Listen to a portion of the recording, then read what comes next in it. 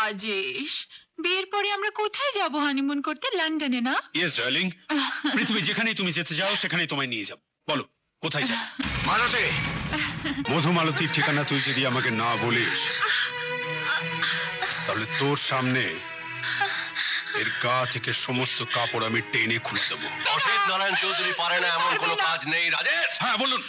তুমি ওকে শক্ত করে ধরো, আমি ওর স্মৃতির সিঁদুরটা মুছে দেব। এসো। এই এই হচ্ছে তোমাদের বাসস্থান। কে পছন্দ হয়েছে? হ্যাঁ, ওই ওই ওপরে যে ব্যাটা আছে সে ছাড়া আর কেউ জানতে পারবে না। দিদিমণি, তোমার চেহারা দেখে মনে হচ্ছে পেটে কিছু পড়েনি। দাঁড়াও দেখি কিছু ব্যবস্থা করতে পারি কিনা। তুই তুই এখানে কি ব্যবস্থা করবি? এই দেখো, এর মধ্যেই ভুলে গেছো ভোলানাথের পার্বতী আছে না, মানে আমার সুন্দরী গো, সব ব্যবস্থা হয়ে যাবে। সরো দেখি, সরো সরো সরো সরো।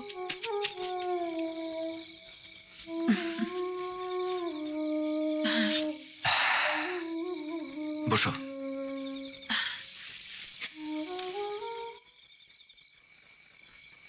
বৌমা, বৌমা, পরের ক্ষতি করতে গেলে এমনি করে নিজেরই ক্ষতি হয়। আমি মধু আর মালতীকে পুলিশে ধরিয়ে দিতে চেয়েছিলাম, তাই পুলিশ আমার দেবীকেই ধরে রাখলো। বৌদি,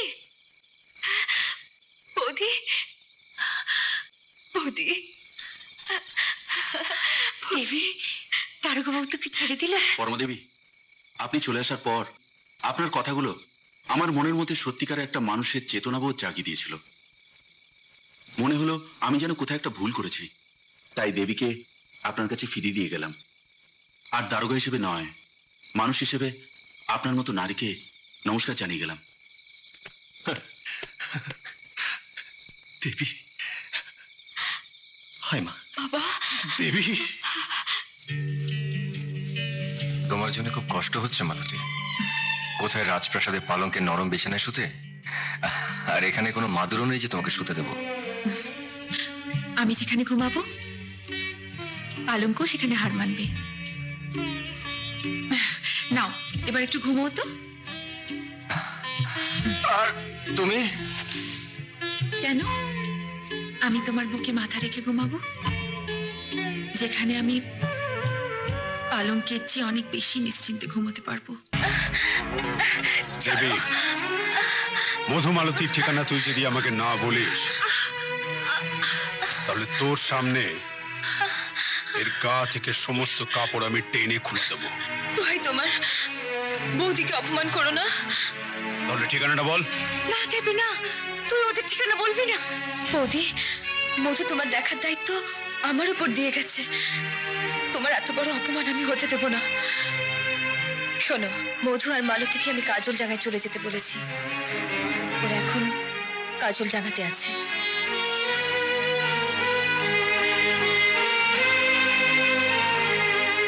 কাজলডাঙ্গা।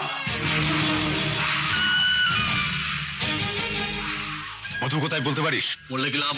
লাভ ছাড়া লোকসান হবে না। এই আশেপাশে কোথাও আছে আর কি। চল তো খুঁজে দেখি একবার। এই, চল, চল, চল।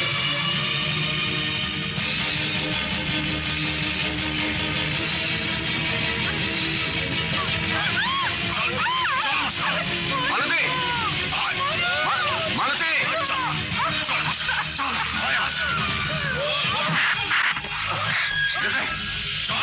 মধুর নাম উচ্চারণ করে। সিঁদুর পড়েছিস, সিঁদুর, গরিবের কেনা সিঁদুর। আমিও তোর ওই স্মৃতির সিঁদুর মুছে দিয়ে রাজেশের সঙ্গে তো নতুন করে বিয়ে দেবো।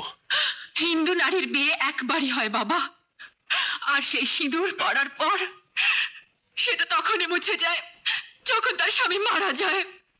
তুমি শত চেষ্টা করলে এই শীতের সিঁদুর মুছতে পারবে না বাবা, পারবে না। অসিত নারায়ণ চৌধুরী পারে না এমন কোনো কাজ নেই রাজেশ। হ্যাঁ বলুন।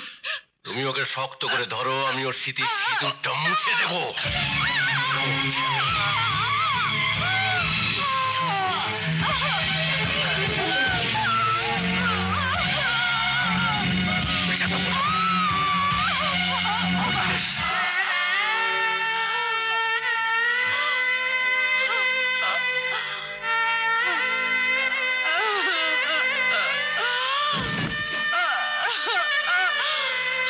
শোনো বাবা, আমাকে আটকে রেখে তোমার কোনো লাভ হবে না।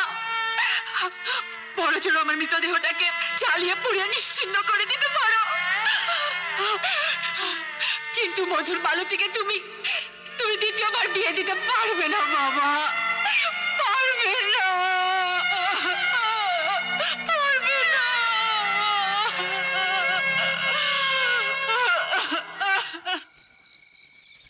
মধু, বৌদি, আমি মালতীর কাছে যাব। মধু, আমার কিন্তু ভয় করছে। তোমার দুটি পায়ে পড়ি বৌদি, তুমি দেখো তোমার আশীর্বাদ আমার সঙ্গে থাকলে আমার কোনো ক্ষতি হবে না। তুমি তো জানো প্রাণ ছাড়া এই দেহটার কোনো দাম নেই, আর মালতী হচ্ছে আমার প্রাণ।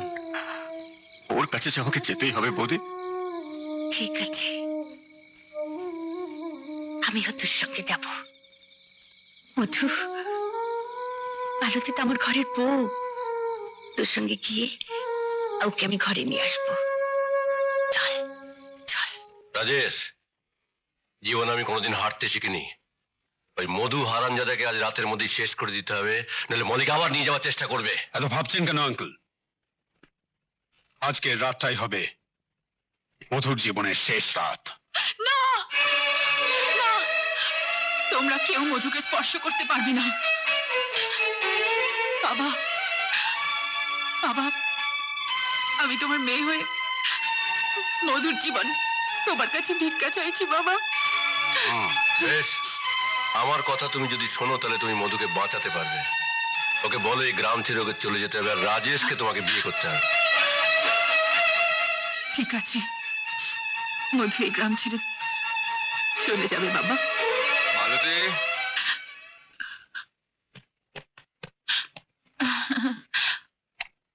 ও রাজেশ, বিয়ের পরে আমরা কোথায় যাব হানিমুন করতে? লন্ডনে না? ইয়েস ডার্লিং, পৃথিবী যেখানেই তুমি যেতে চাও সেখানেই তোমায় নিয়ে যাব। বলো কোথায় যাবে? মালতী, মধু, মধু, তুমি ভীষণ ভালো সময় এসে পড়েছো। তোমাকে একটা খুশির খবর দিই, রাজেশের সাথে আমার বিয়ে। আমি নেমন্তন্ন কার্ডটা তোমাদের পাঠিয়ে দেবো, তোমরা কিন্তু অবশ্যই আসবে। তুমি কি বলছো মালতী? তুমি বিবাহিতা, তোমার স্বামী আছে? ওটা তো আমি নাটক করেছি, প্রতিশোধ নিয়েছি। মধুর সাথে আমার কোনো সম্পর্ক নেই। মালতী, মানুষের জীবন নিয়ে খেলা করা তোমার কাছে নাটক। কি অপরাধ করেছিলাম আমি যে আমার জীবনে তুমি এইভাবে খেলা করলে? আমি গরিব, এটাই আমার অপরাধ। তবে একটা কথা জেনে রাখো, তুমি আমাদের দেশের মেয়েরা আজও শাখা সিঁদুরকে বিশ্বাস করে। তারা বিশ্বাস করে স্বামীর পায়ের নিচে তাদের স্বর্গ। আমার ভালোবাসা যদি সত্যি হয়, তুমি একদিন না একদিন আমার কাছে ফিরে আসবে, আর আজকের এই ভুলে চলে তুমি আমার কাছে ক্ষমা চাইবে। হ্যাঁ, চলে এসো বৌদি।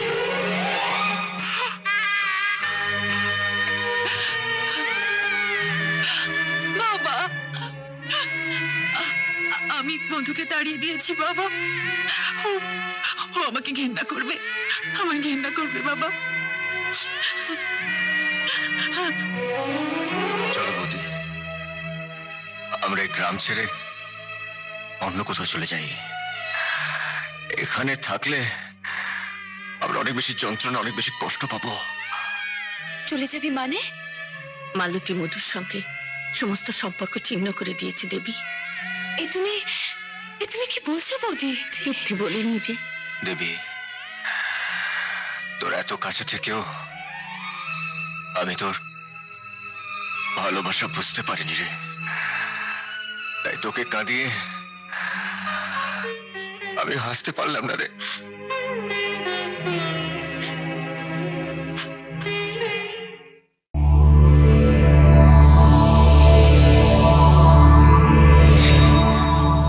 এমন আরো অনেক ভিডিও দেখতে এই চ্যানেলটি সাবস্ক্রাইব করে নিন এবং পাশের বেল আইকনটি প্রেস করে দিন।